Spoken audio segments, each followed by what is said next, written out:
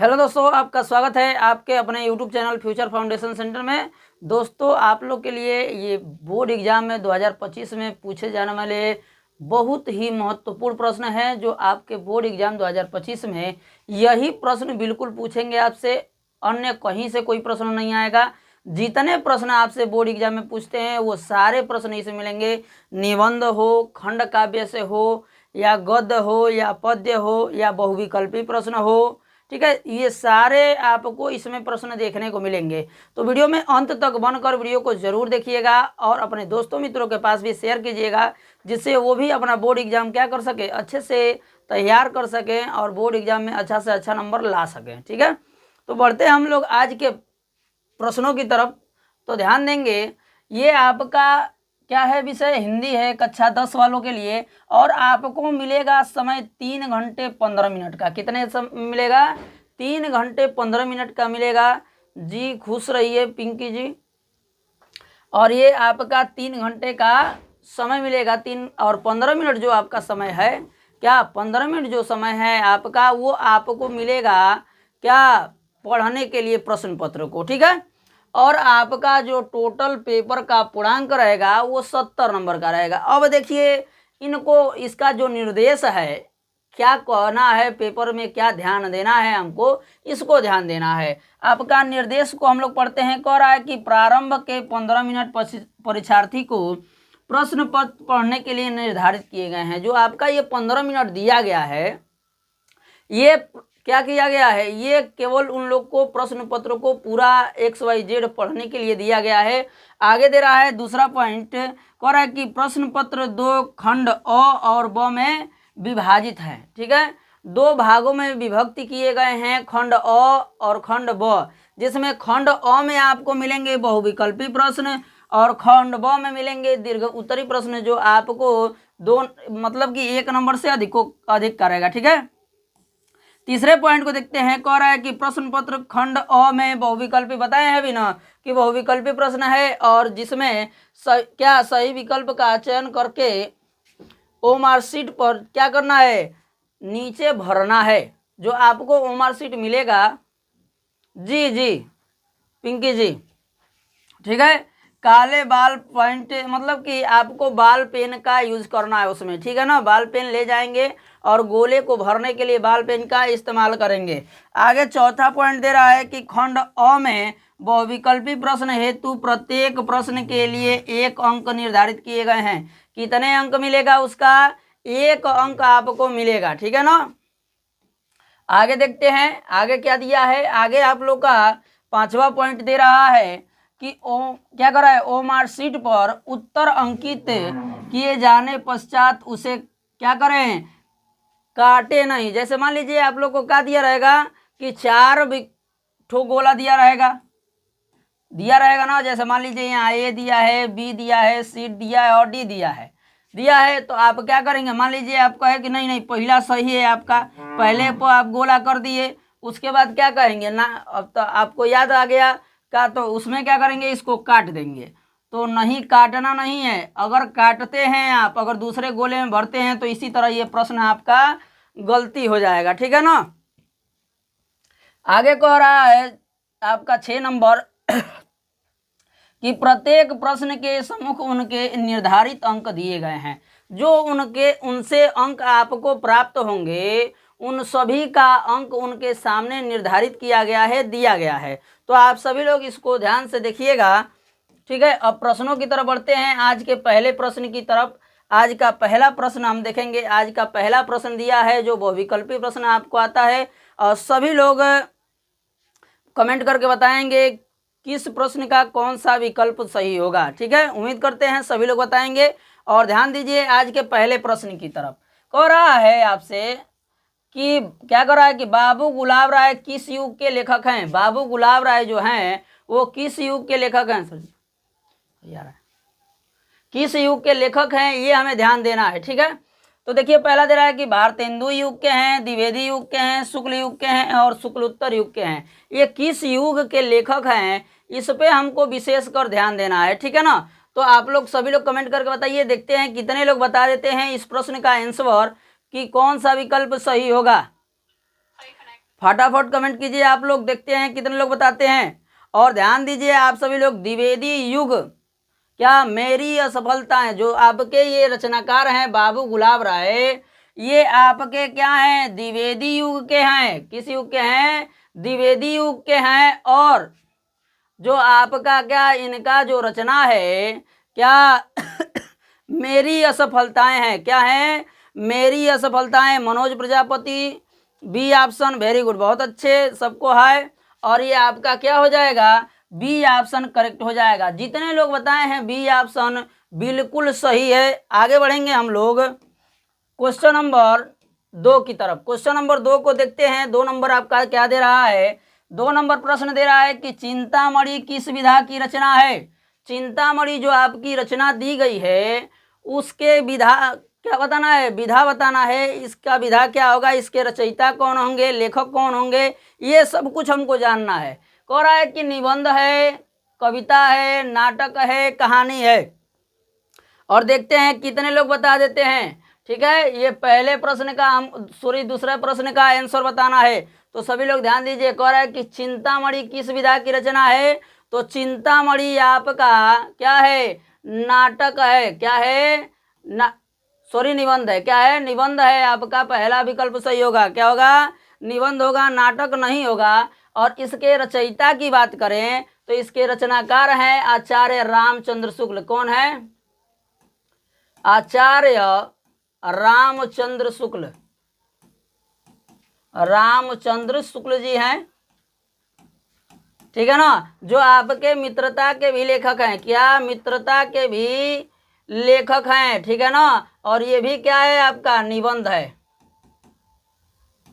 ठीक है, याद रखिएगा इस बात को।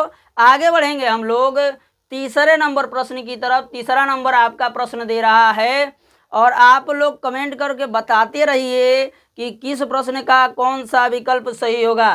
तो ध्यान देंगे हम लोग क्या तीसरे नंबर प्रश्न की तरफ। तीसरा नंबर आपका प्रश्न कह रहा है, क्या कह रहा है कि गबन किसकी रचना है। गबन जो आपका रचना दिया है वो किसकी रचना है, ये हमें ध्यान देना है। कह रहा है कि मुंशी प्रेमचंद्र जी का है, जयशंकर प्रसाद जी का है, निराला जी का है, या हरि कृष्ण प्रेमी जी का है।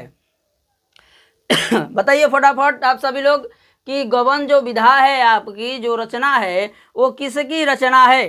ठीक है ना, तो ध्यान दीजिए आपका गबन जो विधा है आपका मुंशी प्रेमचंद्र जी का है। क्या है, मुंशी प्रेमचंद्र जी का है। और इसकी विधा की बात करें, क्या गबन जो रचना आपको दिया है इसकी विधा की बात करें, ठीक है, विधा भी आपसे पूछ सकता है, कह सकता है प्रश्न आपसे कि गबन किस विधा की रचना है, तो क्या बताएंगे, ए ऑप्शन, वेरी गुड, बहुत अच्छे पिंकी, आपका ए ऑप्शन बिल्कुल करेक्ट है। ये क्या हो जाएगा, उपन्यास हो जाएगा। ठीक है ना, ये क्या होगा, उपन्यास होगा गबन।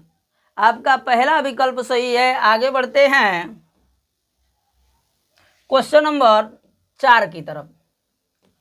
क्वेश्चन नंबर 4 को देखेंगे। कह रहा है कि शुक्ल युग के समय अवधि बताना है। क्या बताना है, शुक्ल युग की समय अवधि बताना है। देखते हैं कितने लोग बता देते हैं। जिसमें पहला विकल्प दे रहा है कि 1936 से 1943 तक, 1919 से 1938 ईस्वी तक, 1900 से 1918 ईस्वी तक, या उपयुक्त में से कोई सही नहीं है।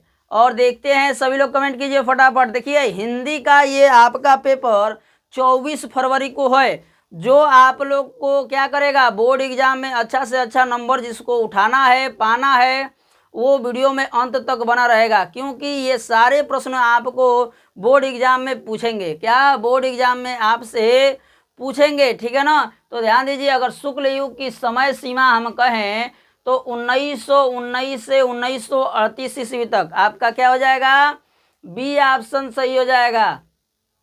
ठीक है, गलती से आप डी कर दिए हैं।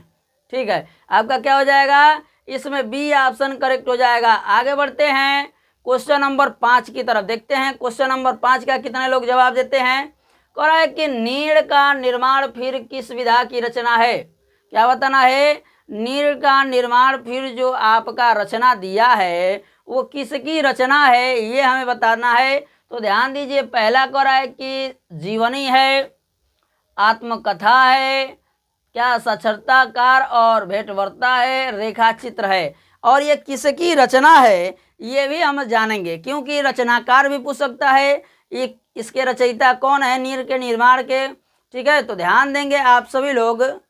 5 का ए जीवनी है तो ध्यान दीजिए, आपका क्या है, नीड़ का निर्माण जो है आपका आत्मकथा है। क्या है, आत्मकथा है। और इसके रचयिता क्या है, हरिवंश राय बच्चन है, हरिवंश राय बच्चन। ठीक है, हरिवंश राय बच्चन जी हैं इसके रचयिता, लेखक। ठीक है, आपका क्या हो जाएगा, इसमें बी ऑप्शन करेक्ट होगा। बिल्कुल सही है पिंकी। आगे बढ़ते हैं क्वेश्चन नंबर 6 की तरफ। 6 नंबर है कि प्रिय प्रवास किस युग की रचना है। प्रिय प्रवास किस युग की रचना है, इसको हमको ध्यान देना है। तो ध्यान दीजिए, इसमें पहला कह रहा है कि द्विवेदी युग की रचना है, दूसरा कह रहा है कि भारतेंदु युग का है, प्रगतिवादी युग का है और क्षयवादी युग का है। किस युग का है ये, इस पे हमको विशेष कर ध्यान देना है। ठीक है ना, तो आप लोग ध्यान दीजिएगा कि प्रिय प्रवास जो आपकी रचना है, ये आपकी रचना है अयोध्या सिंह उपाध्याय हरिऔध की। किसका, अयोध्या सिंह उपाध्याय। ठीक है, अयोध्या सिंह उपाध्याय हरिऔध की रचना है ये। ठीक है, और किस युग की रचना की बात करें तो ये आपका द्विवेदी युग की रचना है। क्या है, द्विवेदी युग की रचना है। आपका क्या हो जाएगा, ए ऑप्शन करेक्ट हो जाएगा इसमें। ठीक है, द्विवेदी युग की ये रचना है। आगे बढ़ेंगे हम लोग क्वेश्चन नंबर 7 की तरफ।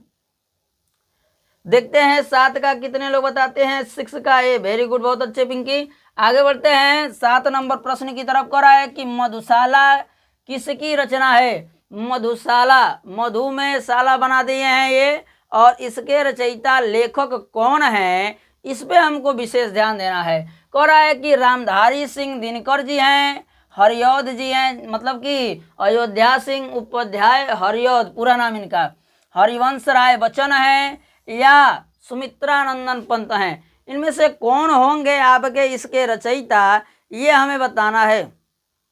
तो देखिए, मधुशाला की बात करें तो आपका इसका विधा भी पूछ सकता है, ये तो इसमें है नहीं कि क्या आपसे प्रश्न कर सकता है क्या मधुशाला किस विधा की रचना है, तो कहेंगे आप कि ये काव्य है। क्या है, काव्य है। ठीक है ना, ये रचना में काव्य है।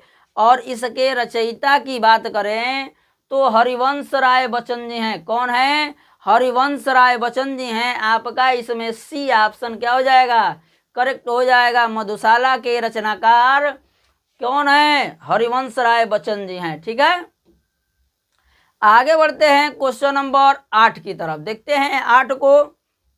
8 नंबर आपका कह रहा है कि भारत भारती किसकी रचना है। जो भारत भारती आपकी रचना देता है वो किसकी रचना है, ये हमें बताना है। पहला कह रहा है कि सियाराम शरण गुप्त जी हैं, दूसरा कह रहा है कि मैथिली शरण गुप्त जी हैं। 7 का सी, बहुत अच्छे। 8 का बी ऑप्शन बता रही हैं, बहुत अच्छे।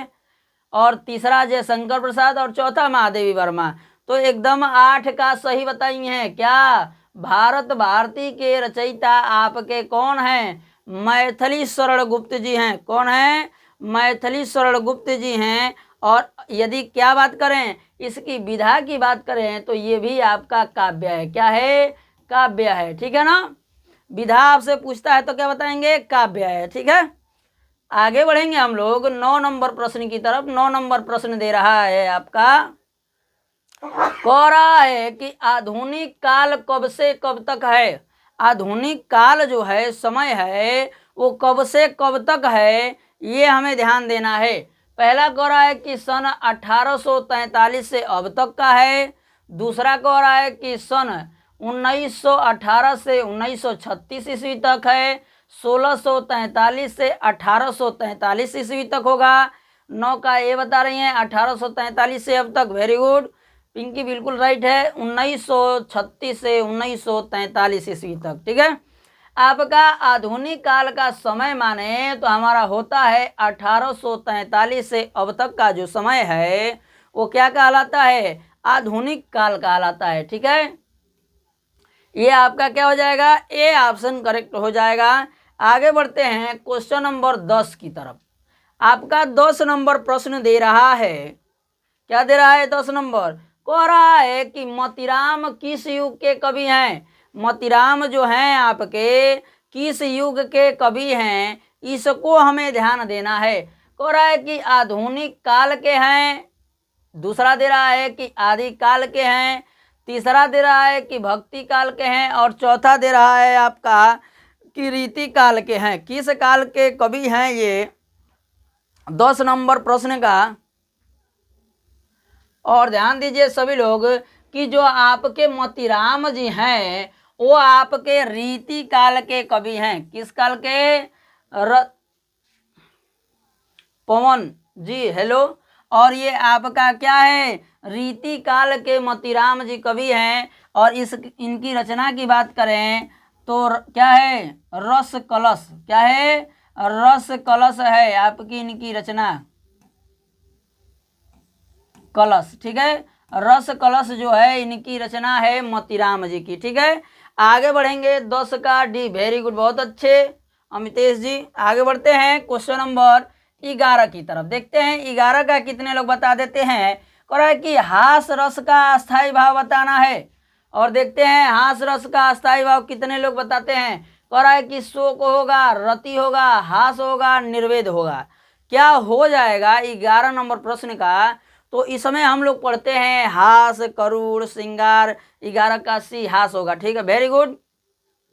आपका 11 नंबर प्रश्न का क्या हो जाएगा, हास्य रस का। हास्य रस में ये होता है आपका, क्या होता है, हमें आनंद आता है। क्या आता है, आनंद आता है, हमारे मन में हंसने की भावना उत्पन्न होती है, खुशी उत्पन्न होती है। तब वहाँ पे क्या हो जाता है आपका, हाँ एकदम इसी तरह हंसते रहते हैं।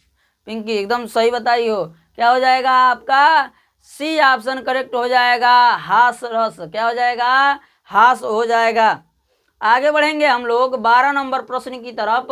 12 नंबर प्रश्न दे रहा है आपका कि सोहत ओढ़ पितुपट श्याम सलोने गात, मानो नीलमणि शैल पर आपत प्रयोग प्रकाश। कहने का मतलब यह है, तात्पर्य यह है, ठीक है, इसको ध्यान देंगे आप सभी लोग कि इसका मतलब पहले समझेंगे इस दोहे का। ठीक है, इस दोहे का तात्पर्य यह है, मतलब यह है, क्या ये बताया गया है कि श्री कृष्ण जो हैं क्या है, सांवले रंग के हैं। किस रंग के हैं, सांवले रंग के हैं। वो कैसा वस्त्र पहनते हैं, तो पीला वस्त्र पहनते हैं। और उन पे जब प्रकाश पड़ रहा है तो मानो ऐसा प्रतीत हो रहा है, वो पीले वस्त्र में ऐसे प्रतीत हो रहे हैं जैसे मानो कि नीलमणि पर्वत पर सुबह सुबह सूर्य उदय हो रहे हैं। जैसे क्या होता है, सूर्य क्या होता है, सुबह सुबह उदय होता है तो पीलापन झलकता है ना, लालिमा भी झलकती है। वैसे ही श्री कृष्ण क्या हो रहे हैं, प्रतीत हो रहे हैं। पिंकी 12 का सी, वेरी गुड, बहुत अच्छे। आपका इस समय क्या हो जाएगा, रूपक बता रही हैं कि सोहत ओढ़ पिटुपट श्याम सलोने गात। सी ऑप्शन बता रही हैं कि 12 का सी होगा। ठीक है, तो देखिए इसमें आपका उत्प्रेक्षा अलंकार हो जाएगा। क्या हो जाएगा, उत्प्रेक्षा अलंकार हो जाएगा इसमें बी में। ठीक है ना। और रस की बात करें इस छंद में तो श्रृंगार और भक्ति रस होगा। क्या होगा, श्रृंगार और भक्ति रस हो जाएगा इस छंद में, क्योंकि श्री कृष्ण के श्रृंगार का इसमें वर्णन किया है। क्या, श्री कृष्ण के श्रृंगार का वर्णन किया है। और रस की बात करें तो जब देवी देवताओं की बात की जाती है तो वहाँ ऑटोमेटिक भक्ति रस हो जाता है। ठीक है, आगे बढ़ेंगे हम लोग क्वेश्चन नंबर 13 की तरफ। 13 नंबर कह रहा है कि रोला छंद में कुल कितने चरण होते हैं। रोला छंद में आपके कितने चरण होते हैं ये हमें ध्यान देना है। जिसमें पहला कह रहा है कि 2 होते हैं, पहला 3 होते हैं, 2 होते हैं, 4 होते हैं और 5 होते हैं। कितने चरण होते हैं? तो ध्यान देंगे आप सभी लोग कि रोला छंद में आपके 4 चरण होते हैं। कितने चरण होते हैं? 4 चरण होते हैं। पहले को कहते हैं क्या? प्रथम चरण, ठीक है, प्रथम चरण। दूसरे को कहते हैं हम लोग द्वितीय चरण, क्या? द्वितीय चरण। तीसरे को कहते हैं हम लोग क्या? तृतीय चरण, तृतीय चरण।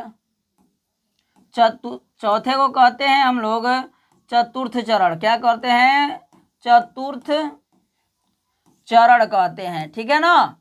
और आप लोग ध्यान दीजिएगा, आपका पहला और तीसरा जो चरण होता है उसे हम कहते हैं क्या? विषम चरण। क्या कहते हैं? विषम चरण कहते हैं,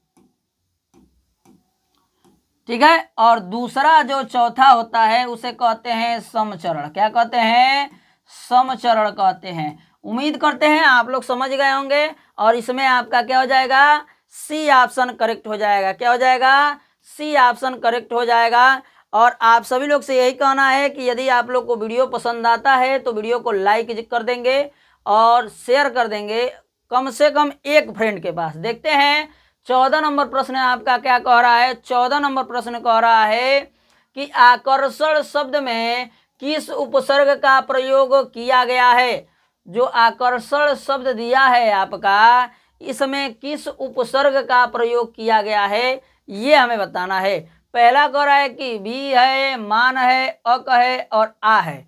इनमें कौन शब्द का प्रतीक जाटो जी गुड इवनिंग सर जी, गुड इवनिंग, ठीक है। दिलवे निकाल के भेज दिए हैं का आप हमारे पास लग रहा है, ठीक है। बहुत बहुत धन्यवाद, ऐसे ही दिल निकाल के भेजते रहिए, देखिएगा ध्यान से। और आकर्षण शब्द की बात करें, इसमें उपसर्ग की, उपसर्ग हमेशा आगे जुड़ता है। क्या जुड़ता है? आगे जुड़ता है, ठीक है। तो इसका हम लोग संधि विच्छेद करेंगे आकर्षण का, ठीक है। आकर्षण यही शब्द दिया है आपका, तो हो जाएगा आधान कर्षण। क्या हो जाएगा? आधान कर्षण। अब यदि संधि विच्छेद की बात करें तो इसका संधि विच्छेद सार्थक नहीं हो पाता है। क्या सार्थक इसका क्या होता है? इसका बंटवारा नहीं होता है, सार्थक खंड नहीं किया जा सकता है। और ये आगे वाला जो पद होता है, आदि पद होता है, इसे कहते हैं उपसर्ग। क्या कहते हैं? उपसर्ग कहते हैं। और पीछे वाले को प्रत्यय कहते हैं, ठीक है। तो हमारा उपसर्ग पूछा है तो क्या हो जाएगा? आ हो जाएगा। और आ हमारा डी ऑप्शन में दिया है तो हमारा डी ऑप्शन क्या हो जाएगा? बिल्कुल सही हो जाएगा। पिंकी बताई है 14 का डी, वेरी गुड, बहुत अच्छे, बिल्कुल राइट है। आगे बढ़ते हैं 15 नंबर प्रश्न की तरफ। 15 नंबर हमारा प्रश्न क्या दे रहा है? 15 नंबर प्रश्न कह रहा है हमारा कि रचना के आधार पर वाक्य के कितने भेद होते हैं? रचना के आधार पर वाक्य के कितने भेद होते हैं? जिसमें पहला कह रहा है कि 2 प्रकार के होते हैं, 2 गो भेद होला, 5 गो होला, 6 गो होला या 3 गो होला, ठीक है। तो देखिए रचना के आधार पर इसकी बात करें अगर, तो आपका इसका होता है 3 प्रकार के वाक्य। कितने प्रकार के? 3 प्रकार के होते हैं। अब कौन कौन से होते हैं? आपका पहला होता है सरल वाक्य, सरल वाक्य, ठीक है। दूसरा होता है आपका मिश्र वाक्य। क्या होता है? मिश्र वाक्य होता है। तीसरा आपका होता है संयुक्त वाक्य। क्या होता है? संयुक्त वाक्य, ठीक है। ये आपका 3 प्रकार का होता है। 15 का ए बताई है, 15 का ए नहीं होगा, आपका क्या हो जाएगा? डी ऑप्शन करेक्ट हो जाएगा, ठीक है ना। आपका क्या हो जाएगा? डी ऑप्शन करेक्ट हो जाएगा। 3 प्रकार के होते हैं। आगे बढ़ेंगे हम लोग क्वेश्चन नंबर 16 की तरफ। क्या पढ़ते हैं? 16 नंबर प्रश्न देखते हैं। कह रहा है कि अन्न जल में समास है। अन्न जल में समास क्या है, क्या होगा, ये हमें ध्यान देना है। पहला कह रहा है कि कर्मधारय होता है, दूसरा कह रहा है कि बहुब्रीहि होता है, तीसरा कह रहा है कि द्वंद्व होता है और चौथा कह रहा है कि द्विगु समास होता है। तो ध्यान देंगे आप सभी लोग, क्या कह रहा है आपका 16 नंबर प्रश्न है, ठीक है। तो इसको ध्यान दीजिएगा, जो इसका समस्त माने समास विग्रह करें तो हो जाएगा अन्न और जल, क्या हो जाएगा, अन्न और जल हो जाएगा, ठीक है, इसका समास विग्रह। और इसमें समास की बात करें तो इसमें हो जाएगा द्वंद्व समास, क्या हो जाएगा, द्वंद्व समास होगा। आपका सी ऑप्शन करेक्ट हो जाएगा। जब भी ऐसे शब्द आए आपके सामने तो आपका क्या होता है, द्वंद्व समास होता है उसमें, ठीक है ना। आगे बढ़ेंगे हम लोग 17 नंबर प्रश्न की तरफ। 17 नंबर आपका प्रश्न दे रहा है, इसको बिल्कुल ध्यान से देखेंगे। कह रहा है, क्या कह रहा है कि आंसू का तत्सम रूप है। आंसू का तत्सम रूप का होला, इकुल बड़ा याद करे पड़ला बाबू, ठीक है। और ये जो शब्द आपका दिया गया है तत्सम तद्भव, ये आपको याद करना पड़ेगा, ठीक है ना। नहीं याद करेंगे तो ये आपका 1 नंबर क्या हो जाएगा, विफल हो जाएगा। हाँ हाँ, एकदम एकदम। पहला कह रहा है कि अश्रु होगा, दूसरा कह रहा है कि अंशु होगा, रोना होगा या आंख होगा, ठीक है। तो देखिए आपका आंसू का तत्सम रूप होता है अश्रु, क्या होता है, अश्रु। ये ना कि असुर कह दिया जा, क्या कह दिया जा, असुर मत कह जा, क्या हो जी, हमने कह अश्रु हो जी, ठीक है। आपका ए ऑप्शन बिल्कुल सही है, पिंकी जी ने बिल्कुल सही बताया है, आपका इसमें ए ऑप्शन बिल्कुल सही हो जाएगा। आगे बढ़ेंगे हम लोग 18 नंबर प्रश्न की तरफ। 18 नंबर आपका प्रश्न दे रहा है, कह रहा है कि कर्म के आधार पर क्रिया के भेद होते हैं। कर्म के आधार पर क्रिया के कितने भेद होते हैं, इसको हमें ध्यान देना है और सभी लोग कमेंट करके बताएंगे आपका 18 नंबर प्रश्न का कौन सा विकल्प सही होगा, ठीक है।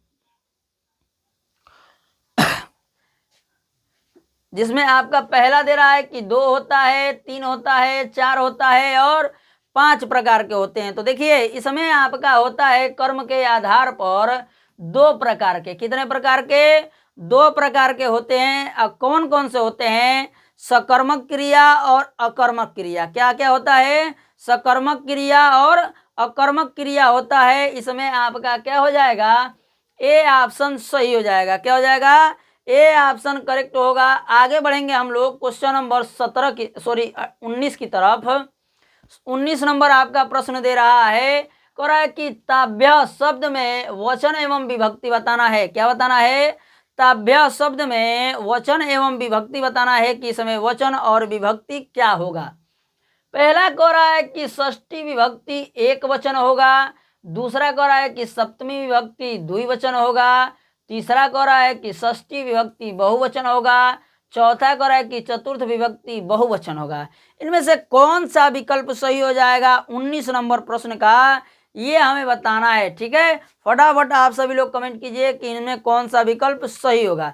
तो ध्यान देंगे सभी लोग, ठीक है। आपका ताभ्य शब्द जो दिया है आपका षष्ठी विभक्ति, क्या हो जाएगा, षष्ठी विभक्ति आपका सी ऑप्शन जो दे रहा है, षष्ठी विभक्ति बहुवचन रूप होगा। आप बहुवचन के कितना लोग समझ ली कि बहु का वचन हो जाला, जो नया नया पतो ही उतरेली सो, तो अनेक का वचन मत समझ लिया जा। ये बहुवचन का यहाँ बाटे कि जैसे एक आदमी रही तो एक वचन हो जी, 2 आदमी रही तो द्विवचन हुई, आज जब 3 रही, 4 रही, 5 रही, माने 2 से अधिका रही तो बहुवचन में आज लोग का। जैसे क्या होता है, ये समूहवाचक में आता है, यहाँ क्या होता है, पूरे समूह की बात की जाती है। आगे बढ़ते हैं क्वेश्चन नंबर 20 की तरफ, ठीक है। 20 नंबर प्रश्न दे रहा है आपका, कह रहा है कि निम्नलिखित में सर्वनाम है। हमें क्या बताना है, सर्वनाम बताना है। बिल्कुल आसान प्रश्न है। कह रहा है कि मनुष्य होगा तो ना होई, बचपन होगा नहीं होगा, वह होगा तो यो कह दिया ना होई, काहे ना होई। अब चौथा कहता कि हमें से कोनो ना होई, ठीक। तो ध्यान दीजिए, सर्वनाम का मतलब होता है, इसका परिभाषा होता है आपका कि संज्ञा के स्थान पर जो शब्द प्रयोग किए जाते हैं उसे सर्वनाम कहते हैं। ठीक है, जैसे हम कहें कि राम दिल्ली जा रहा है, राम दिल्ली जा रहा है, ये हमारा वाक्य है। ठीक है, अब इसमें कहें हम दूसरा वाक्य सर्वनाम का प्रयोग करके कहते हैं, इसमें तो आपका संज्ञा का प्रयोग हो गया है। आपका क्या है, दिल्ली भी आपका क्या है, संज्ञा है, और राम भी क्या है, संज्ञा है। ठीक है, और इसमें अगर बात करें, क्या यहाँ पे क्या कहें कि वह दिल्ली जा रहा है, क्या वह दिल्ली जा रहा है,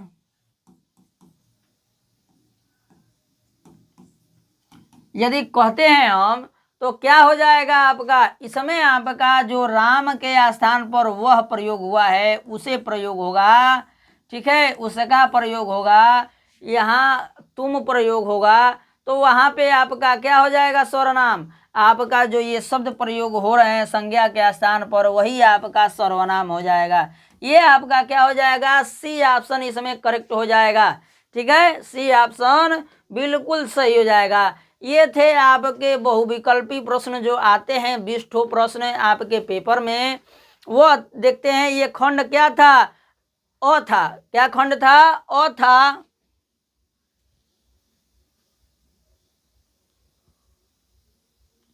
शमशाद बाबू हैं, ठीक है जी, हेलो। और ध्यान देंगे क्वेश्चन नंबर, अब आगे बढ़ते हैं खंड ब की तरफ। क्या बढ़ेंगे, खंड ब को देखेंगे, जो आपको क्या आते हैं, गद्य से प्रश्न आते हैं। क्या गद्य से जो प्रश्न पूछे जाते हैं उनके बारे में देखेंगे हम लोग। और ये आपको आता है कितने नंबरों का, तो 6 नंबरों का आता है। कितने नंबरों का, 6 नंबरों का आता है। और ये 6 नंबर पाने के लिए देखिए इसमें कह रहा है कि निम्नलिखित गद्यांश पर आधारित 3 प्रश्नों का उत्तर दीजिए। क्या है, इसमें 3 प्रश्न दिए रहेंगे इसके, और इस प्रश्नों का उत्तर देना रहेगा हमको। कह रहा है इसको पहले ध्यान से हम लोग पढ़ेंगे, उसके बाद उसके प्रश्नों को उत्तर देंगे। तो ध्यान देंगे आप सभी लोग। कह रहा है कि यह कोई बात नहीं कि यह एक स्वभाव और रुचि के लोग में ही मित्रता हो सकती है। समाज में भिन्नता देखकर लोग एक दूसरे की ओर आकर्षित होते हैं। जो गुण हम में नहीं, हम चाहते हैं कि कोई ऐसा मित्र मिले जिसमें वो गुण हो। क्या कर रहा है, चिंताशील मनुष्य प्रफुल्लित चित्त का साथ ढूंढता है। ठीक है, निर्बल बलि का साथ ढूंढता है। धीर उत्साही का और उच्च आकांक्षा वाला चंद्रगुप्त व्यक्ति जो होता है, क्या करता है, व्यक्ति और उपाय के लिए चाणक्य का मुंह ताकता है। किसका मुंह ताकता है, चाणक्य का मुंह ताकता है। ठीक है, नीति विशारद अकबर और क्या बहलाने के लिए बीरबल का वो क्या करते हैं, इशारा करते हैं। देखते हैं कि बीरबल क्या करेंगे, अकबर ये हमारा मन बहलाएंगे, हमारे प्रश्नों का ठीक ठीक उत्तर देंगे। ठीक है, अब देखिए हम क्या करना है, अब हमको क्या करना है, इसके जो 3 प्रश्न दिए गए हैं उनको हम देखेंगे। आपका पहला प्रश्न दिया है कि उपर्युक्त गद्यांश का संदर्भ लिखिए। क्या लिखना है, इसका संदर्भ लिखना है। तो देखिए इस कहानी को पढ़ने से जो आपका छोटा सा एक पंक्ति उठा कर दिया है, कहानी दिया, एक क्या दिया, एक पैराग्राफ दिया है, तो हमको इसको पढ़ने से ये प्रतीत हो रहा है कि ये मित्रता पाठ का है। किस पाठ का है, मित्रता पाठ का है। किस पाठ का है, मित्रता पाठ का है। और इसके लेखक कौन हैं, तो लेखक की बात करें तो इसके लेखक हैं आचार्य रामचंद्र शुक्ल। कौन है, आचार्य रामचंद्र शुक्ल है, रामचंद्र शुक्ल है। ठीक है ना, ये आपके लेखक और क्या पाठ के नाम का हमको पता चल गया। जब ये दोनों हमको पता रहेगा तो हम क्या कर सकते हैं, आसानी से इसके संदर्भ को लिख सकते हैं। अब इसका संदर्भ लिखेंगे तो क्या कहेंगे कि प्रस्तुत गद्यांश कहेंगे कि पद्यांश कहेंगे, क्या कहेंगे जी, एकदम बहुत थैंक यू, धन्यवाद। और इसके संदर्भ में कहेंगे कि ये गद्य से पूछा गया है ना, तो गद्य का नाम लेंगे कि प्रस्तुत गद्यांश हमारी पाठ्य पुस्तक हिंदी क्या गद्य खंड में संकलित, यहाँ काव्य खंड नहीं कहेंगे, यहाँ गद्य खंड कहेंगे। क्या कहेंगे, गद्य खंड में संकलित मित्रता पाठ से लिया गया है। और इसके रचयिता लेखक कौन है, आचार्य रामचंद्र शुक्ल जी हैं। ठीक है, आपका संदर्भ समझ में आ गया होगा। जब आपको क्या पता रहना चाहिए, पाठ का नाम पता रहना चाहिए और लेखक का नाम पता रहेगा, तभी आप क्या कर सकते हैं, इसका संदर्भ लिख सकते हैं। जी आदर्श जी हेलो, देख लिए हैं आपका कमेंट हम। और अब क्या करेंगे, संदर्भ हमने पढ़ लिया और इसका हमने क्या कर लिया, 2 नंबर प्राप्त कर लिया। अब देखेंगे दूसरे प्रश्न को। दूसरा प्रश्न आपका कह रहा है कि गद्यांश के रेखांकित अंश की व्याख्या कीजिए।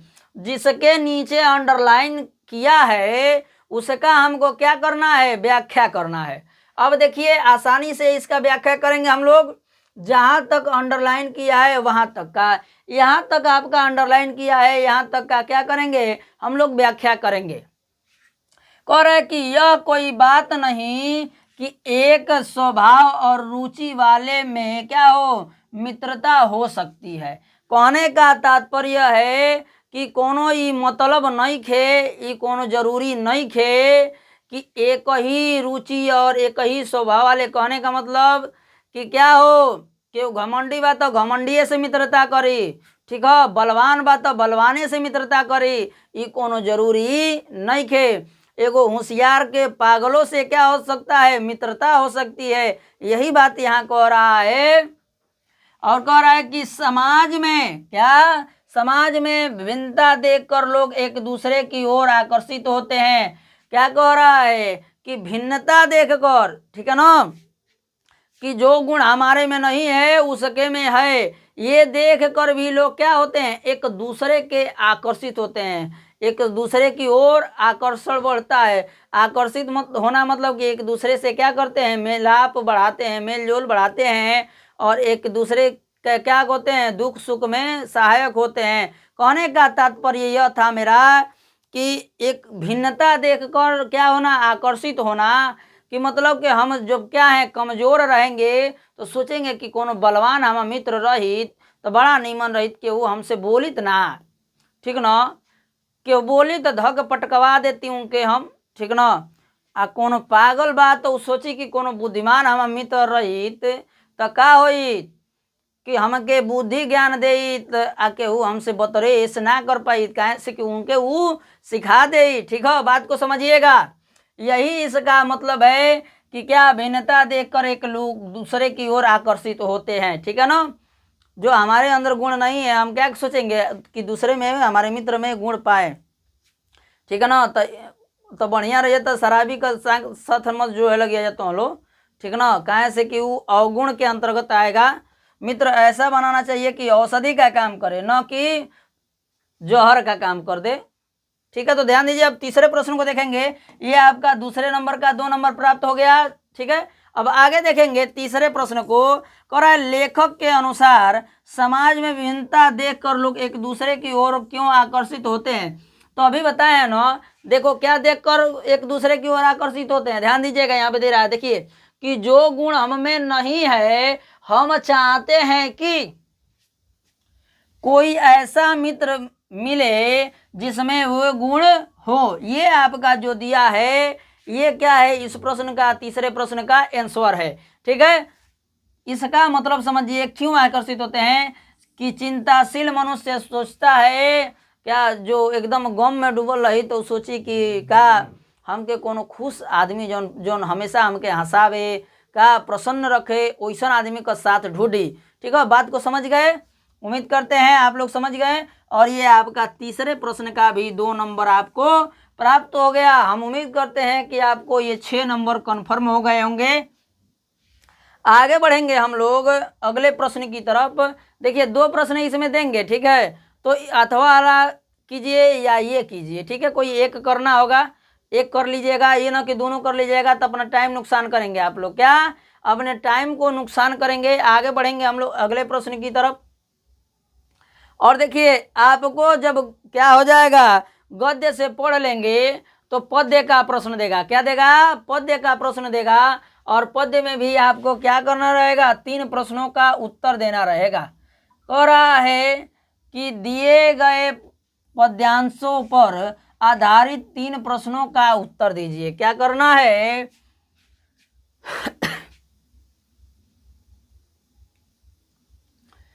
क्या कह रहा है कि दिए गए पद्यांशों का हमें क्या करना है, 3 प्रश्नों का उत्तर देना है। इस पे बिल्कुल ध्यान दीजिए। कह रहा है कि चरण कमल बंदो हरिराई, जाकी कृपा पंगु गिरी लंघे, अंधे को सब कुछ दर्शाई, बहिरो सुने गूंगे पुनि बोले, रंक चले सिर छत्र धराई, सूरदास स्वामी करुणामय बार बार बंदो तिहि पाई। और इसके पहले प्रश्नों को हम देखते हैं।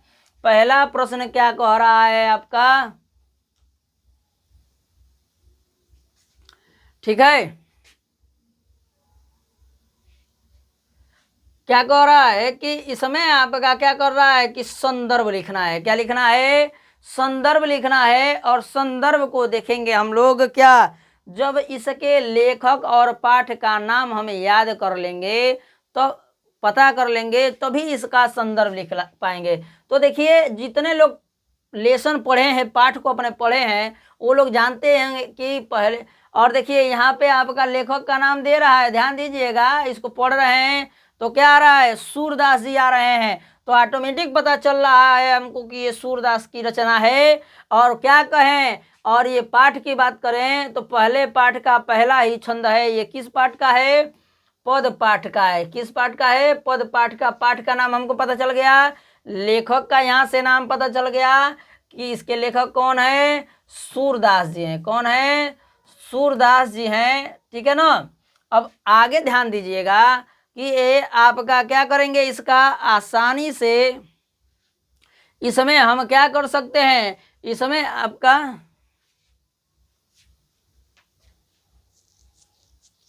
इसमें आपका क्या करेंगे,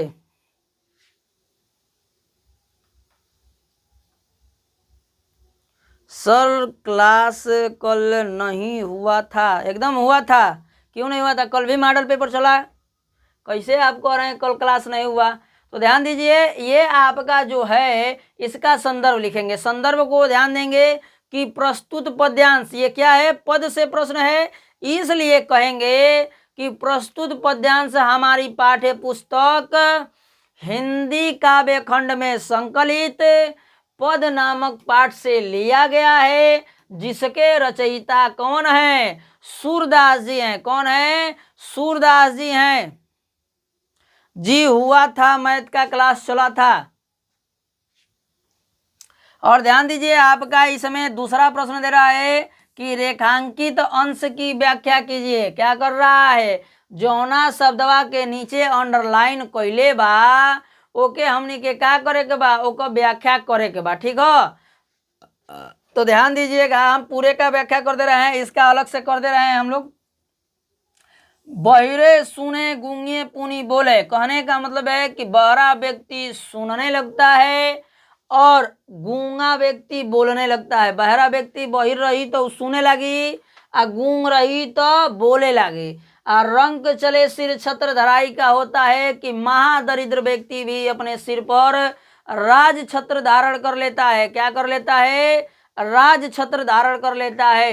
अब इसका पूरे का व्याख्या कर देते हैं, ठीक है। तो इसके पूरे का व्याख्या हो जाएगा आपका, ध्यान दीजिएगा। कह रहा है कि चरण कमल बंदो हरिराई, जा क्या कर रहा है, बंदो हरिराई। कहने का तात्पर्य है जी हाय सुहानी जी, ठीक है। इसमें क्या कह रहा है, इसका हम व्याख्या करें पहले पंक्ति का, तो क्या कह रहे हैं, सूरदास जी बता रहे हैं कि मैं उस भगवान के कमलवत चरणों की वंदना करता हूँ। जेपी यादव जी हेलो, ठीक है। और दूसरे की, जाकी कृपा पंगु गिरी लंघे अंधे को सब कुछ दर्शाई, जिसकी कृपा से, क्या, जिसकी कृपा से लंगड़ा व्यक्ति भी पहाड़ को लांग जाता है। ठीक है, क्या करता है, लंगड़ा व्यक्ति भी पहाड़ को लांग जाता है। जी खुश रहिए। और अंधे को सब कुछ दर्शाई, और जौन आन्हर व्यक्ति रही, जौना के आँख ना रही, लौकत ना रही, मान ला जा कि सब कुछ बा, आँखें नहीं खे तो कुछ नहीं खे, प्रकाश का कोई महत्व ही नहीं होता है, अंधकार ही अंधकार होता है, तो क्या होता है, अंधे को सब कुछ दिखाई देने लगता है। कहने का तात्पर्य वह है कि सूरदास जी कह रहे हैं कि मैं उस भगवान के कमलवत चरणों की वंदना करता हूँ, जिसकी कृपा से लंगड़ा व्यक्ति पहाड़ को लंघ जाता है, आन्हर व्यक्ति कुल चीजों के लौके लागेला, बहिरो सुने गूंगे पुनि बोले, बहिर व्यक्ति सुने लागेला, आ गूंग व्यक्ति बोले लागेला। और ओकरा बाद से कहता रंग चले सिर छत्र धराई, और महादरिद्र माने भिखमांगा भी अपने सिर पर राज मुकुट धारण कर लेता है। क्या कर लेता है, राज मुकुट धारण कर लेता है। और कह रहा है कि सूर, क्या कर रहा है, सूरदास स्वामी करुणा में बार बार बंदोहती पाई। सूरदास जी कह रहे हैं कि ऐसे करुणामयी भगवान की, ठीक है, ऐसे करुणामय भगवान के कमलवत चरणों की मैं बार बार वंदना करता हूँ। उम्मीद करते हैं आप लोग समझ गए होंगे। और इसमें कह रहा है कि उपयुक्त पंक्ति में कौन सा अलंकार है, तो इसमें क्या है, आपका अनुभाव है। क्या है, अनुभाव अलंकार है। आगे बढ़ते हैं हम लोग अगले प्रश्न की तरफ। उम्मीद करते हैं आप लोग को इससे कितने नंबर, 6 नंबर कन्फर्म होंगे। ठीक है, तो 20 नंबर का बहुविकल्पी आपका गद्य से 6 नंबर का और पद्य से 6 नंबर का प्राप्त हो गया। ठीक है, और देखिए ये आपका अथवा में प्रश्न दिया है, तो अथवा में क्या कीजिए, या जो इससे पहले बताए हैं वो कीजिए, कोई एक करना होगा, दोनों नहीं करना है आप लोग को। ठीक है, आगे बढ़ेंगे अगले प्रश्न की तरफ। आपको देगा संस्कृत से प्रश्न। क्या देगा, संस्कृत से प्रश्न देगा। क्या करना रहेगा, अंकित सिंह जी हेलो। और कह रहा है कि दिए गए संस्कृत गद्यांश में से किसी एक का संदर्भ सहित अनुवाद कीजिए। क्या करना है, इसका अनुवाद करना है और संदर्भ लिखे के बाद, क्या लिखे के बाद, संदर्भ लिखे के बाद एक संदर्भ देखल जाए हमने के, देखा जा संदर्भ एक, ठीक है ना। संदर्भ है कि प्रस्तुत गद्यांश हमारी पाठ्य पुस्तक हिंदी के संस्कृत खंड में संकलित वाराणसी पाठ से अवतरित है, लिया गया है। ठीक है, बहुत जमाई ले रहे हैं अंकित बाबू। और देखिए अब क्या करेंगे, एक एक पैराग्राफ का इसका क्या करेंगे हम लोग, आसानी से क्या करेंगे, अनुवाद करेंगे, व्याख्या करेंगे। कह रहा है कि ऐसा नगरी भारतीय संस्कृते संस्कृत भाषा च केंद्र स्थलम अस्ति। इसका तात्पर्य मतलब यह है, क्या कह रहा है कि यह नगरी भारतीय संस्कृति और संस्कृत भाषा की केंद्र स्थली है। ठीक है, क्या है, यह केंद्र स्थल है। कह रहा है कि इत एवं, कह रहा है कि संस्कृत वाग्वस्य संस्कृतेस्व आलोक सर्वत्र प्रसिद्धः। ठीक है, ये आपका क्या दिया है, दूसरे पंक्ति में दिया है। कह रहा है कि यहीं से, क्या, यहीं से, कहाँ से, मतलब कि वाराणसी से, कि यहीं से संस्कृत साहित्य और संस्कृति का प्रकाश सभी जगह फैला हुआ है।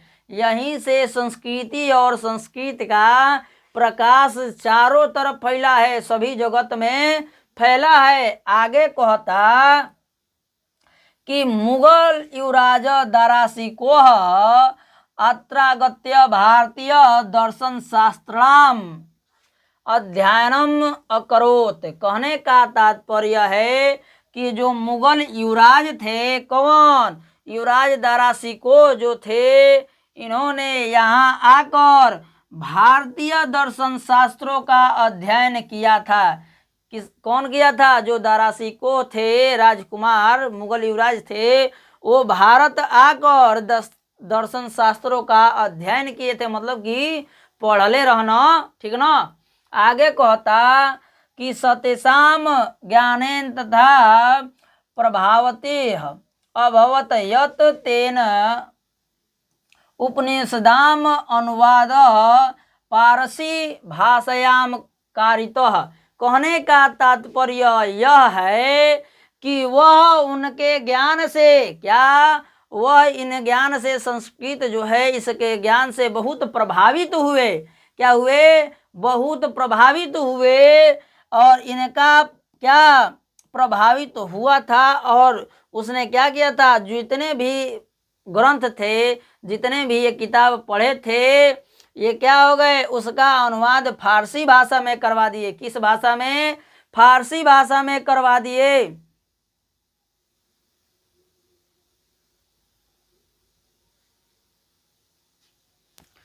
आगे बढ़ते हैं अगले प्रश्न की तरफ। इससे आपको कितना नंबर प्राप्त होगा? इससे भी आपको 6 नंबर ही नहीं, 6 नंबर नहीं, आपको 4 नंबर प्राप्त होगा। कितने नंबर? 4 नंबर इससे प्राप्त होगा आपको। 2 नंबर संदर्भ का मिलेगा और 2 नंबर अनुवाद का मिलेगा। ठीक है, आगे बढ़ेंगे अगले प्रश्न की तरफ। इसी तरह आपका अथवा में दिया रहेगा, ठीक है ना। तो आप क्या कर सकते हैं, अथवा ला करिए चाहे वो कीजिए। ठीक है, आगे देखते हैं चौथे नंबर प्रश्न को। चौथा नंबर प्रश्न दे रहा है कि दिए गए संस्कृत पद्यांश में किसी एक का संदर्भ सहित अनुवाद कीजिए। क्या कीजिए? संदर्भ सहित अनुवाद कीजिए।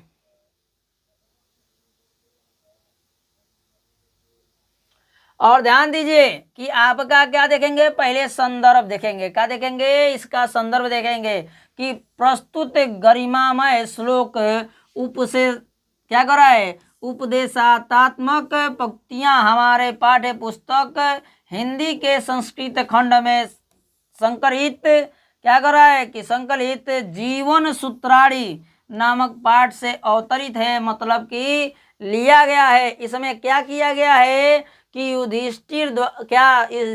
युधिष्ठिर जो थे पांडवों के भाई, उनके द्वारा प्रश्नों के उत्तर दिए गए थे। कौन प्रश्न पूछ रहा था? यक्ष प्रश्न पूछ रहा था। उनके प्रश्नों का उत्तर कौन दे रहे थे? युधिष्ठिर दे रहे थे। और देखिए प्रश्न क्या पूछा है इसमें, कह रहा है क्या कह रहा है इसमें, मानम हित्वा प्रियो भवति, क्रोधम हित्वा न सोचति, अकाम हित्वार्थवान भवति, लोभम हित्वा सुखी भवेत। ये आपका क्या है? ये आपका छंद है, ये प्रश्न है। और इसमें बताना है कि आपका क्या इसका अनुवाद होगा। ठीक है, क्या बताना है? इसका अनुवाद बताना है कि इसका अनुवाद क्या होगा। ठीक है ना। तो ध्यान दीजिए, ये प्रश्न कीजिए या ये प्रश्न कीजिए, दोनों में से कोई एक प्रश्न आपको करने रहेंगे। और ध्यान दीजिए इसमें दे रहा है आपका सर्वे भवन्तु सुखिनः, सर्वे सन्तु निर्मया, सर्वे भद्राणि क्या कर रहा है, पश्यन्तु माँ कश्चित् दुख भाग भवते। ठीक है, इसमें कह रहा है कि क्या हो, सर्वे भवन्तु सुखिनः, सभी लोग क्या हो, सुखी हो। क्या हो? सभी लोग सुखी हों। सर्वे निर्मया, सभी लोग निरोग हों। क्या हो? सभी लोग निरोग हों। ठीक है, सर्वे भद्राणि पश्यन्तु, कहने का मतलब ये सभी लोग सुखी रहें, सभी लोग स्वस्थ रहें और अच्छे रहें। ठीक है, इससे आपको मिलेंगे कितने नंबर? 3 नंबर। ठीक है, 3 नंबर और 2 नंबर संदर्भ के। कितने नंबर?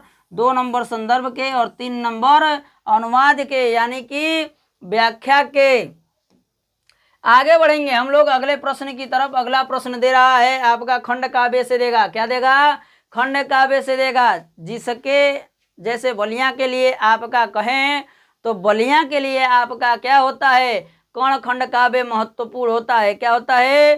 कर्ण खंड काव्य महत्वपूर्ण होता है। और कर्ण खंड काव्य को ध्यान देंगे, इसमें कर्ण खंड काव्य यहाँ दिया है कि क्या कर रहा है, कर्ण खंड काव्य के द्वितीय सर्ग। क्या कर रहा है, यहाँ द्वितीय सर्ग होगा।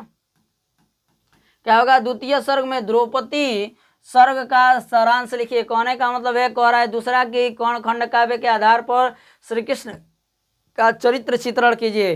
तो देखिए आपका द्वितीय सर्ग लिखने के लिए कहा है। तो द्वितीय सर्ग में ये हुआ है कि युधिष्ठिर को राजपाट दिया गया है। इसका सारांश मतलब कि आपका हेडिंग होगा कि धूत सभा में द्रौपदी, क्या हो जाएगा, धूत सभा में द्रौपदी। ठीक है, इसमें वहां से शुरू हुआ है कि जहां से क्या हुआ है, कर्ण को राजपाट दे दिया है अर्जुन, किसने, दुर्योधन ने। और ध्यान दीजिए, इसका कहानी हम आप लोग बताते हैं द्वितीय सर्ग का, कि जब युधिष्ठिर को राजपाट मिल गया, ठीक है ना, तो उसने क्या किया, अपना एक राज्य बनाया। ठीक है ना, क्या बनाया, राज्य बनाया और राजसू यज्ञ करवाया, जिसमें राजा महाराजाओं को, अपने भाइयों को, यानी कि कौरवों को भी आमंत्रित किया, जिसमें क्या आया, कर्ण भी उसमें आया।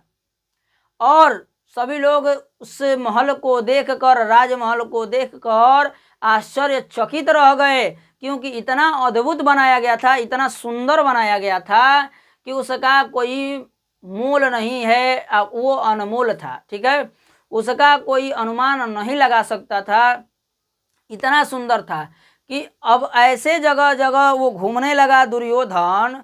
ठीक है, उसको भ्रम हो गया, क्या हो गया, घूमते घूमते ऐसे स्थान पर पहुंच गया कि जहाँ जल था वो समझा कि यहाँ क्या है, स्थल है। जैसे हम चलत नहीं, हमके भ्रम हो जी कि ना यहाँ पानी ना, ये जमीने है, तो हम क्या करब, यहाँ गोड़ रख देब, अपन पैर रख देब, तो वहाँ क्या करी, पानी रही तो गब दिन पनिया में लुढ़क जाए ना, गिर जाए ना, तो वही गानी का भइल कि दुर्योधनो गिर गई ना पनिया में। तो ये बतिया देख के द्रौपदी कहतारी कि आन्हर का बेटा आन्हरे न होला, का होला, आन्हर का पुत्र अंधा ही न होता है, अंधे के पुत्र अंधे ही होते हैं। ये बात सुनकर दुर्योधन को बड़ा तकलीफ पहुंचा और वो कसम खाया कि मैं इस अपमान का बदला जरूर लूंगा। और उसने क्या किया, अपने हस्तिनापुर जाकर मामा शकुनी से मिल के क्या किया, उसने क्या कि हे मामा, अब क्या कर, तू कोनो ऐसन चाल चलो कि हम अपनी अपमान का बदला ले सके। वही धूत क्रीड़ा की योजना बनाई गई, जिसमें पांडवों को आमंत्रित किया गया, और पांडव और कौरव में क्या हुआ, ये खेल हुआ, जिसमें पासा फेंकने वाला खेल होता है। जो अंक हम मांगे वो आ गया तो हम जीत गए, और नहीं तो सामने वाला जीत गया। कहने का तात्पर्य यह था। ठीक है, तो ध्यान दीजिएगा आप लोग कि वो उसमें अपना राजपाट, अपने भाइयों को, यहाँ तक कि अंत में अपनी पत्नी द्रौपदी को भी दाव पे लगा दिया। किसको, द्रौपदी को भी दाव पर लगा दिया। लगाने के बाद में उसको भी वो हार बैठे। ठीक है, किसको, द्रौपदी को हार गए। उसके बाद वहाँ क्या हुआ, ऐसा ऐसा दृश्य चला, जैसे क्या हुआ, कर्ण तो अभी शांत था, लेकिन दुर्योधन बोला कि हे दुशासन, जाओ द्रौपदी को यहाँ सभा में बुलाओ, लेकर आओ। तो कहाँ गया, दुशासन गया उसके रूम में, जेंगा एगो अलग अलग रूम होला ना, तो हेंगा ने उनकरी रूम में गई ना दुशासन, आ कहना कि चलो हो, चले के बाद राज्यसभा में। तो वो कहली कि नहीं, हम राज्यसभा में क्या कर जाए। तो दुशासन इतना दुष्ट था कि उसने द्रौपदी का बाल पकड़कर घसीटता हुआ राज्यसभा में लेकर आया।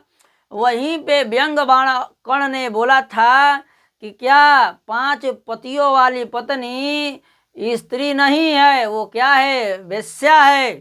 ठीक है, इस बात के लिए कर्ण जीवन भर पछताता रहा। ठीक है, और दुशासन इतना साड़ी खींचना, इतना साड़ी उतरना कि साड़ी खत्म भइबे ना कईल, लेकिन ये थाक के उलट गई ना, बेहोश हो गई ना। इतने ही दूसरे सर्ग में है आपके। ठीक है, आप लोग को ये बिल्कुल याद करना होगा। अलग से हम केवल कर्ण खंड काव्य का वीडियो बनाए हैं, आप लोग आसानी से उसे क्या कर सकते हैं, पूरा तैयार कर सकते हैं 7 सर्ग का। ठीक है, आगे बढ़ेंगे हम लोग अगले प्रश्न की तरफ। ये आपको दिलाएंगे कितने नंबर, तो ये आपको 4 नंबर दिलाएंगे। कितने नंबर, ये जो खंड काव्य है आपका 4 नंबर दिलाएगा। आगे बढ़ेंगे हम लोग अगले प्रश्न की तरफ। अगला प्रश्न दे रहा है आपका जीवन परिचय। क्या देगा? जीवन परिचय देगा। और जीवन परिचय में आपको गद्य से एक देगा, एगो पद्य से देगा। किसी एक का लिखना होगा और उसे क्या करना होगा, उसका एक रचना का नाम दे रहा है ना कि दिए गए लेखकों में से किसी एक का जीवन परिचय लिखिए और उसका एक प्रमुख रचना का भी वर्णन कीजिए, लिखिए। ठीक है जी। हेलो समीर जी, हेलो। ध्यान देंगे सभी लोग कि इसमें दे रहा है कि डॉक्टर राजेंद्र प्रसाद हैं, जयशंकर प्रसाद हैं, आचार्य रामचंद्र शुक्ल हैं। तो इसमें आप लोग ये 2 को याद कर लीजिएगा। याद करके इन दोनों का नहीं तो जयशंकर प्रसाद का और भगवत सरल उपाध्याय का। किसका? भगवत सरल उपाध्याय। ठीक है, भगवत सरल उपाध्याय का आप लोग क्या करेंगे, याद कर लेंगे। ये 2 लोग का याद करेंगे तो एकदम हमारे तरफ से 100% गारंटी है कि आप लोग के प्रश्न पत्र में ये आएगा और आसानी से आप लोग क्या कर सकते हैं, लिख सकते हैं। ठीक है, और ध्यान दीजिए आपको पद से भी पूछेगा तो इसमें भी क्या करना है। तुलसीदास दे रहा है, सुमित्रानंद दे रहा है, महाकवि सूरदास जी हैं। ठीक है, तो आपके ये 3 कवि दिए गए हैं और तीनों कवियों में से केवल आप लोग 2 बता रहे हैं, दोनों याद कर लीजिएगा। एक तो तुलसीदास को याद कर लीजिएगा और एक रसखान को याद कर लीजिएगा। किसको? रसखान को। ठीक है, इस बार के 2025 के बोर्ड एग्जाम में ये आपके दोनों लेखकों का नाम आएगा और यदि याद कर लेते हैं तो आप लोग को इसका कितना नंबर, 3 नंबर मिलेगा, यानी कि 6 नंबर आपको प्राप्त हो जाएगा। ठीक है, आगे बढ़ते हैं हम लोग 7 नंबर प्रश्न की तरफ। 7 नंबर आपका प्रश्न देगा, कहेगा कि अपनी पाठ्य पुस्तक में कंठस्थ कोई एक श्लोक है, लिखिए जो इस प्रश्न पत्र में न आया हो। ठीक है, ऐसा आप श्लोक याद कर दीजिएगा टेढ़ मेढ़ कि जो ने प्रश्न पत्र में ना पूछले ओके ओकर तो हम लोग को मिल जाई कितना नंबर, तो 2 नंबर। कितना मिली? 2 नंबर मिली 2 लाइन के लिखला को। अब ध्यान दिया जा, संस्कृत का कुछ प्रश्न दी का दी, संस्कृत का कुछ प्रश्न तो हम लोग के देखे के देई, लिखे के देई। कही कि निम्नलिखित में से किन्हीं 2 प्रश्नों का उत्तर दीजिए। हई 2 गो कर सकेला, 3 गो कर सकेला। ठीक है, हमने के ऐसे 6 नंबर प्राप्त होला। ठीक ना, 2 नंबर का एक प्रश्न में रहेला। को नंबर का 2 नंबर का एगो प्रश्न कितना लिखे रहो, 2 लाइन से कम लिखे के रहेला एक। ठीक है ना, तो एकदम बिल्कुल ध्यान देवे के बा। कहता पहला प्रश्न की भारतीय संस्कृति मूलम किम अस्ति। कह रहा है कि विश्वस्य स्रष्टा ईश्वरः एक एव इति भारतीय संस्कृत मूलम अस्ति। ये इसका आंसर है, क्या है, उत्तर है। ठीक है ना। दूसरा कह रहा है प्रश्न की पुरुराज को आसीत, पुरुराज को आसीत। पुरुराज क्या रहे, पुरुराज एक क्या कर रहे, भारत वीर आसीत। पुरुराज क्या थे, एक भारत के वीर थे। तीसरा कह रहा है कि चंद्रशेखर को आसीत। चंद्रशेखर कौन थे, तो चंद्रशेखर आपके कौन थे, चंद्रशेखर प्रसिद्ध क्रांतिकारी देशभक्ति आसीत। कहने का मतलब यह है कि जो आपके चंद्रशेखर जी थे वो क्या थे, देशभक्त क्रांतिकारियों में से थे। सर आप हाँ निबंध अभी आएगा, आपके सामने निबंध आएगा, देखने को आपको निबंध मिलेगा। सर अमितेश क्या नाम है, अमितेश जी नहीं है, प्रतीक जी हैं। ठीक है, आपको अभी निबंध देखने को मिलेगा, अंत में ना आएगा निबंध, पहले थोड़े ना लिखने को आता है, लास्ट में रहता है प्रश्न। कह रहा है कि वीर केन पूजते, तो मतलब कि वीर को कौन पूजता है, वीर को कौन पूजता है, तो वीर वीरेण पूजते, वीर को वीर ही पूजता है। ठीक है, बात को समझ गए आप सभी लोग। उम्मीद करते हैं आप लोग एकदम समझे होंगे। और इनका आपको 2-2 नंबर प्राप्त होता है। कितने नंबर, 2-2 नंबर प्राप्त हो जाता है। 3 प्रश्न कहेगा लिखने को तो 6 नंबर प्राप्त होगा, और यदि 2 प्रश्न कहेगा तो 4 नंबर प्राप्त हो जाएगा आपको। आगे बढ़ते हैं हम लोग अगले प्रश्न की तरफ। अगला प्रश्न आपका दे रहा है, और हिंदी से कतराएंगे, यदि हिंदी से कतराएंगे तो कहीं फेल हो जाएंगे, तो फेल हो जाएंगे तो नैया आपका डूब जाएगा, पानी के नीचे चला जाएगा, और उतराने के लिए फिर मौका नहीं मिलेगा। अब देखिए आपका आ गया निबंध, का आ गया, निबंध आ गया। कह रहा है कि निम्नलिखित में से किसी एक विषय पर निबंध लिखिए। कह रहा है किसी यात्रा का वर्णन कीजिए। दूसरा कह रहा है कि आतंकवाद कारण और निवारण लिखिए, जनसंख्या का लाभ हानि लिखिए, और कह रहा है कि नारी सशक्तिकरण लिखिए। तो हम आप लोग को बताएंगे। अरे भाई समीर जी देखिए तो इक्यावन कौन प्रश्न हो, है कौन प्रश्न देले बा, निबंधे न हो। तो देखो जा निबंध हम तुम लोग के पहला जौन देले बा, किसी यात्रा का वर्णन, ये पर तुम लोग के बतावा तनी केंगली लिखल जाई, ठीक है ना। तो एक बिल्कुल ध्यान से देखिए जा, आ ऐसे तुम लोग को 6 नंबर प्राप्त हुई। कौन नंबर? 6 नंबर। ये आपका क्या करेंगे, किसी यात्रा का वर्णन कर रहे हैं तो पहले इसका रूपरेखा बनाएंगे। क्या बनाएंगे? रूपरेखा। जैसे एगो मेहरारू बाराती उराती जाली से तो खूब सजेली ससवरली से ना।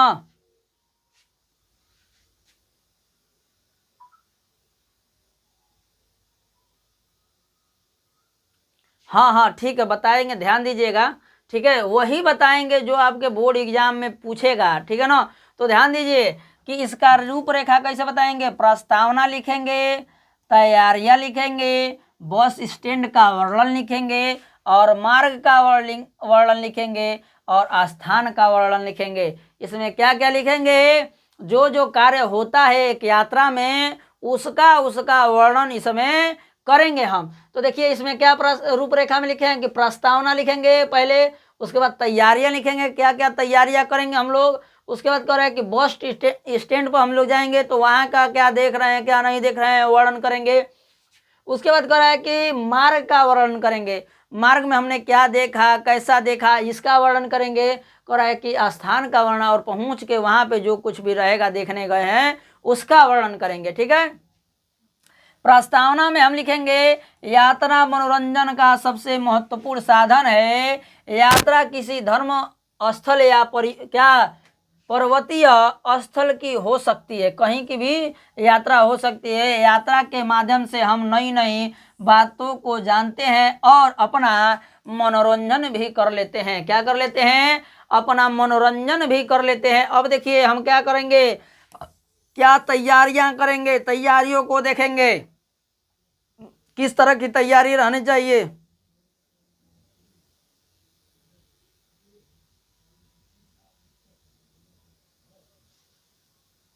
जी यूपी बोर्ड का तैयारी करा रहे हैं बाबू, ठीक है।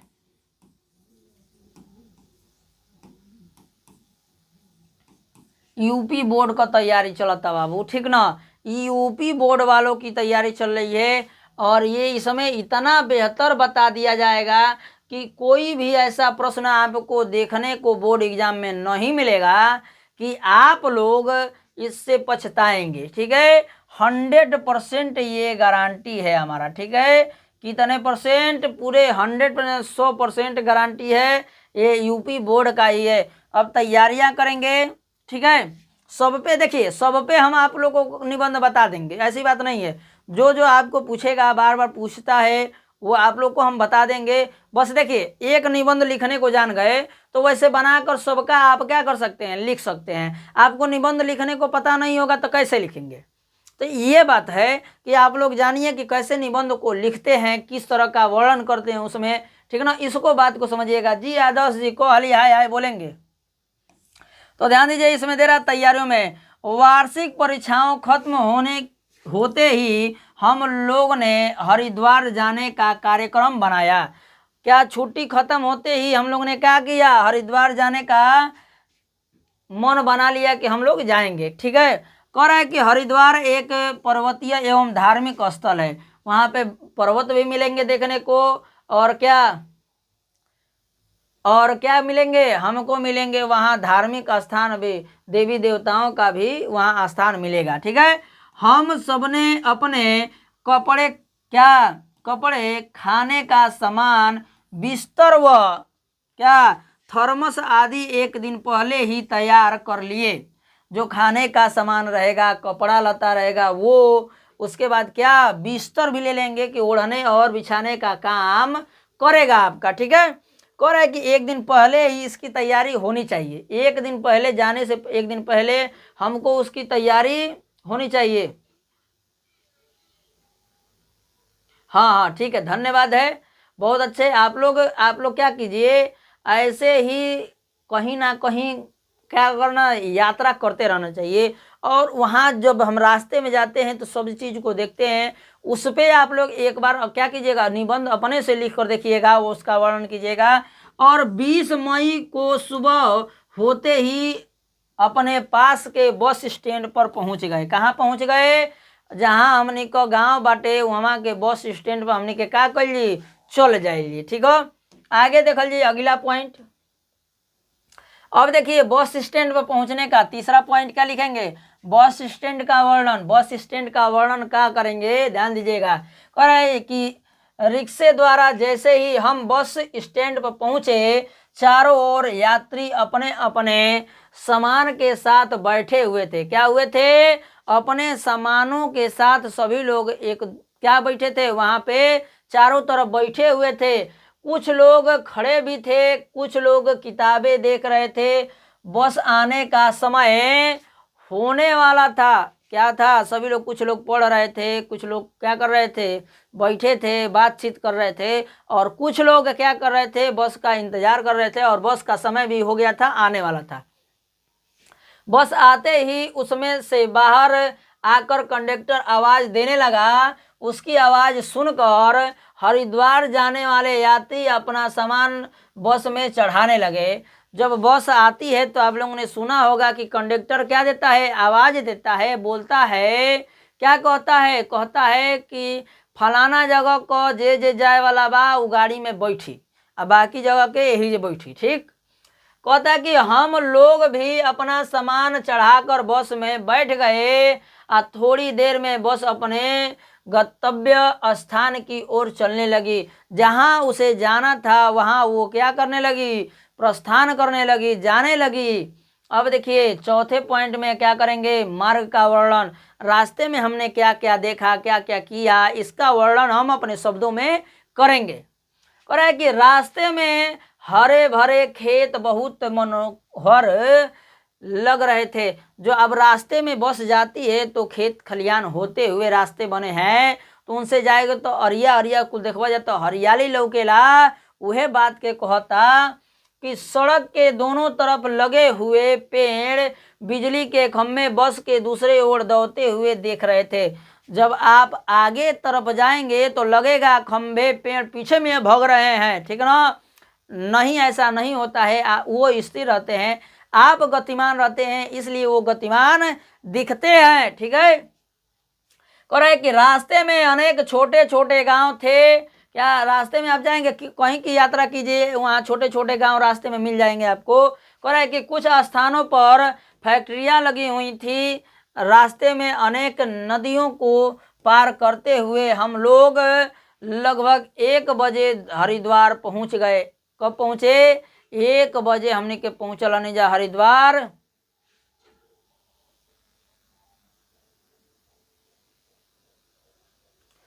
डिस्टर्ब हो गए हैं आदर्श जी। ठीक है, आगे देखेंगे हम लोग अगले पॉइंट को, 5 नंबर पॉइंट को देखेंगे।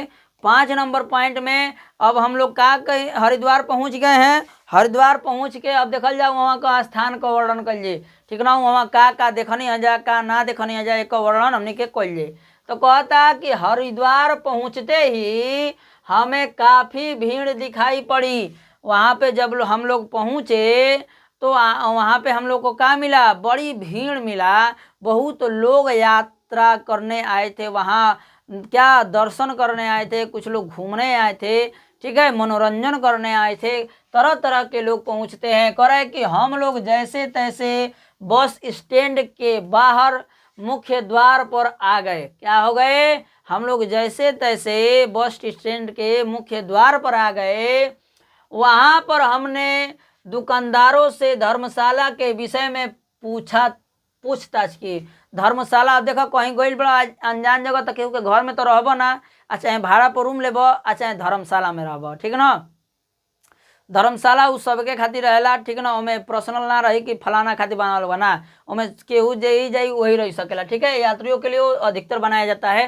कह रहा है कि हरिद्वार में धर्मशाला क्या कर रहा है, सस्ते क्या कर रहा है, दरों पर मिल जाते हैं। हम लोग नृसिंह धर्मशाला में क्या पहुंच गए, किस में पहुंच गए, नृसिंह धर्मशाला में पहुंच गए। और ये आपका धर्मशाला इतना अच्छा था, इसका वर्णन करेंगे, ठीक है। और ध्यान दीजिए, आप पहुंचने के बाद क्या करते हैं, धर्मशाला में सामान रखकर हम लोग क्या कर रहा है कि हर की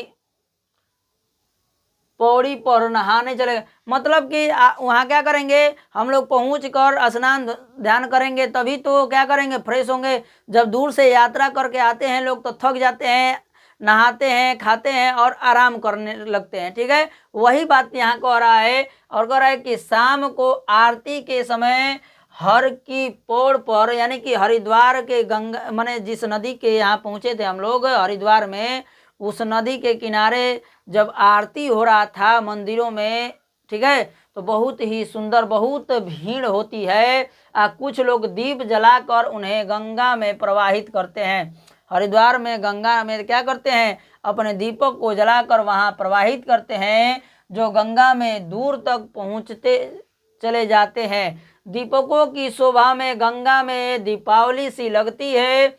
दूसरे दिन हम लोग ऋषिकेश गए, वहाँ लक्ष्मण झूला, राम झूला देखने लगे। क्या? लक्ष्मण झूला, राम झूला, इस प्रकार के झूले हमको देखने को मिले, ठीक है। हो गया, एक मिनट, ठीक है। अब आप लोग का यहीं